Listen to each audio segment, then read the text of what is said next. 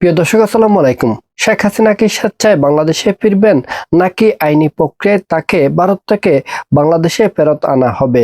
2024 সালের গণঅভ্যুত্থানের পর এই একটি প্রশ্নই সবচেয়ে বেশি ঘুরপাক খাচ্ছে বাংলাদেশের অভ্যন্তরীণ রাজনীতিতে এবং দেশের বাইরে।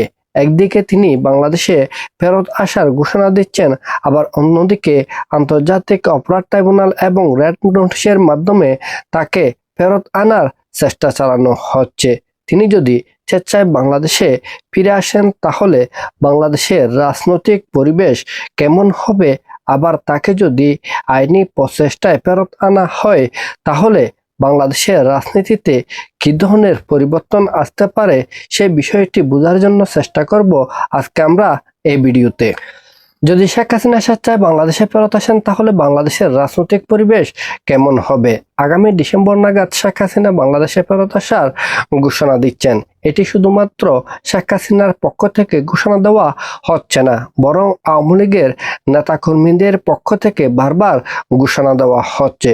যদি শেখ হাসিনা আগামী ডিসেম্বর নাগাদ বাংলাদেশে ফেরত আসেন, তাহলে তাকে জেলে যেতে হবে, এটি নিশ্চিত। সেই সাথে আওয়ামী লীগের নেতাকর্মীরা এই দেশে ফেরত আসাকে কেন্দ্র করে নতুন করে রাজনৈতিক অঙ্গনে সরব হবেন, এটিও নিশ্চিত। আর এই প্রেক্ষাপট বর্তমান সরকার এবং অপরাপর রাজনৈতিক দলগুলো কি হিসেবে দেখবেন, কিভাবে মোকাবেলা করবেন, সেটি এখন বড় প্রশ্নের বিষয়।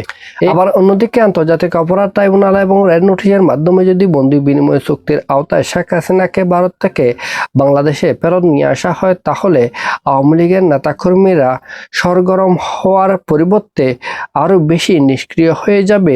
আওয়ামী লীগের নেতাকর্মীদের মধ্যে নতুন করে হতাশার জন্ম নেবে।